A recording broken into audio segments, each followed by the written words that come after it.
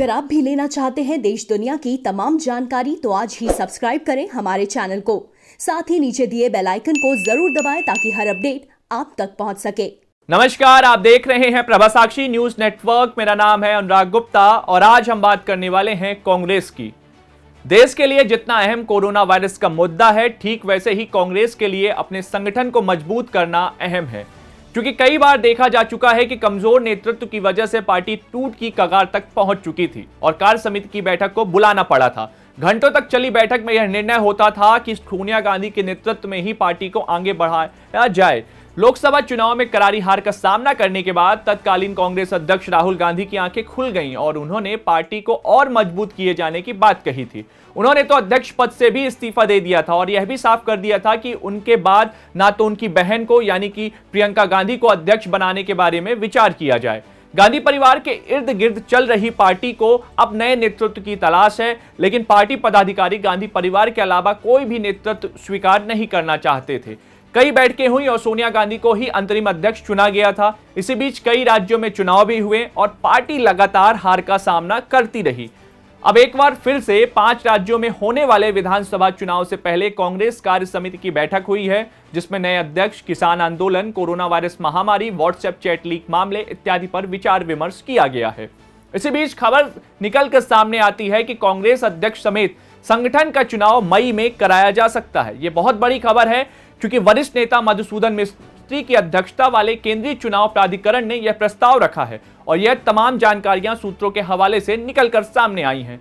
सूत्रों ने बताया कि चुनाव प्राधिकरण ने 29 मई को अधिवेशन कराए जाने की पेशकश की है। सीडब्ल्यूसी चुनाव प्राधिकरण के प्रस्ताव पर चर्चा हुई, लेकिन अंतिम निर्णय अभी सामने नहीं आया है। हालांकि कांग्रेस कार्यकर्ता इस निर्णय का इंतजार कर रहे हैं। आपको बता दें कि हमेशा की तरह इस बार भी राहुल गांधी को अध्यक्ष बनाए जाने की मांग उठने लगी है।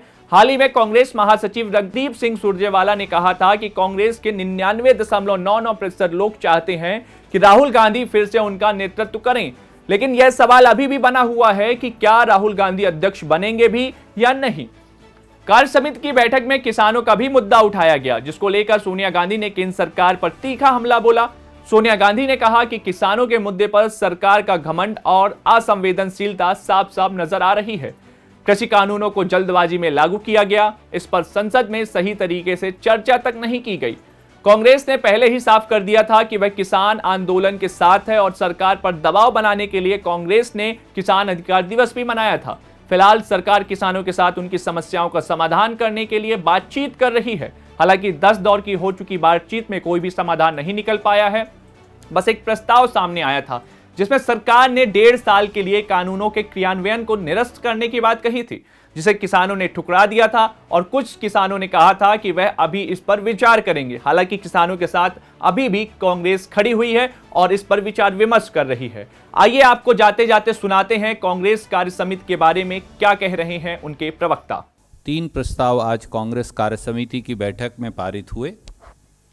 पहला प्रस्ताव इस देश के 62 करोड़ आंदोलित किसान, खेत मजदूर और गरीब जो सड़कों पर हैं उनको लेकर है और कांग्रेस कार्य समिति ने बाकायदा ये नोट किया कि मोदी सरकार बजाय किसानों के जख्मों पर मरहम लगाने के, बजाय लाखों किसान जो ठिठुरती सर्दी में अपनी कुर्बानी देकर भी न्याय की गुहार लगा रहे हैं, उनकी मांग मानने के, देश के किसानों, खेत मजदूरों और गरीबों को एक षड्यंत्रकारी तरीके से देशद्रोही साबित करने में लगी है।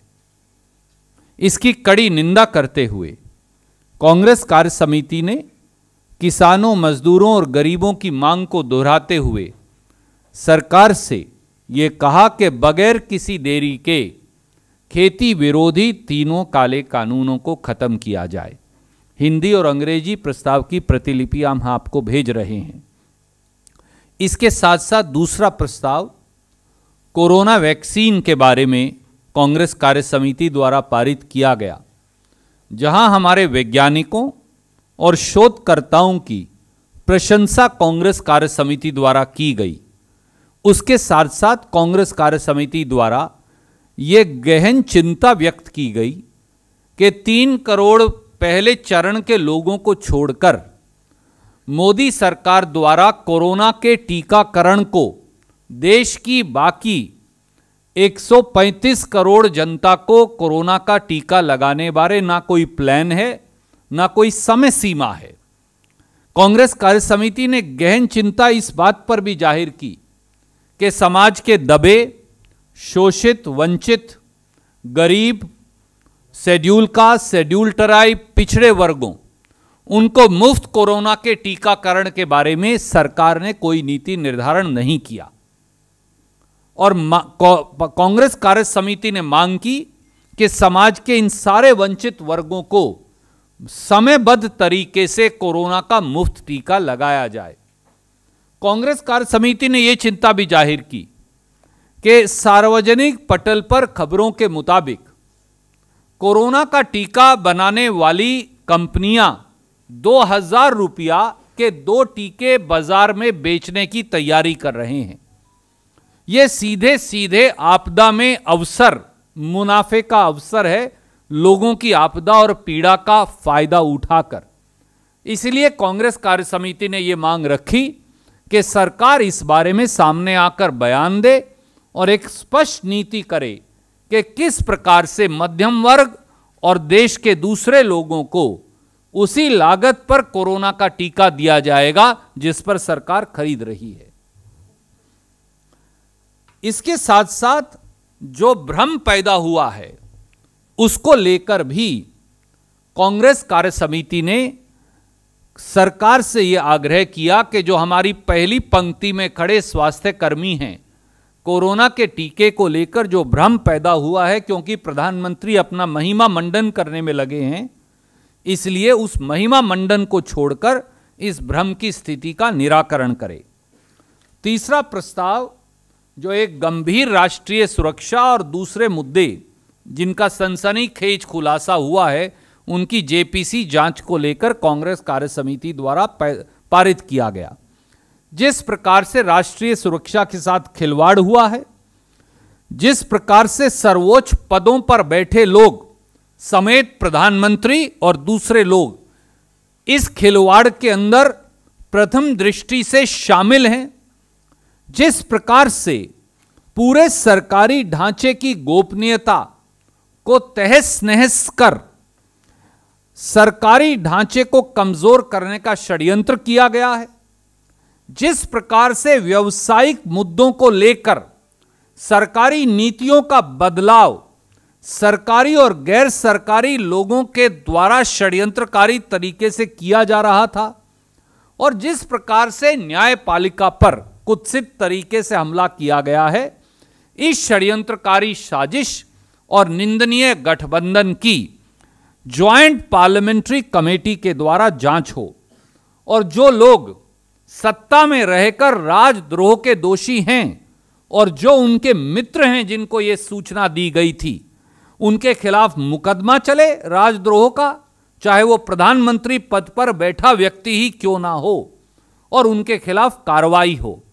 कांग्रेस कार्य समिति ने प्रधानमंत्री और सरकार की इस चुप्पी को लेकर इतने दिन से जो वो चुप हैं, संदेह भी जारी किया और चिंता भी जारी की, और ये कहा कि वो अपनी चुप्पी तोड़ें और सारी बात का खुलासा करें।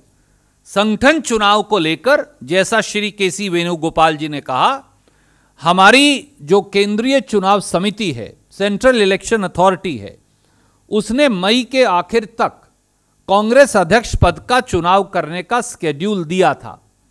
कांग्रेस कार्य समिति के सदस्यों ने एक मत से यूनैनिमसली कांग्रेस कार्य समिति में अपने विचार रखते हुए कहा कि मार्च से लेकर मई के अंतराल में 5 राज्यों के जो चुनाव होने हैं उसकी पूरी प्रक्रिया, चुनाव की तैयारी पूरी उस समय हो रही होगी और मई में वोटिंग हो रही होगी, चुनाव पूरा चल रहा होगा। इसलिए थोड़ा सा आगे, 1 महीना आगे तक उसकी रीस्केड्यूलिंग कर दी जाए, और इसके लिए उन्होंने कांग्रेस अध्यक्षा जी को अनुरोध किया। और जैसा केसी वेणुगोपाल जी ने बताया है कि उस चुनाव के स्केड्यूल को कुछ दिन और, यानी जून के आखिर तक और आगे बढ़ा दिया जाएगा, और जून के आखिर तक कांग्रेस अध्यक्ष का चुनाव संपन्न हो जाएगा।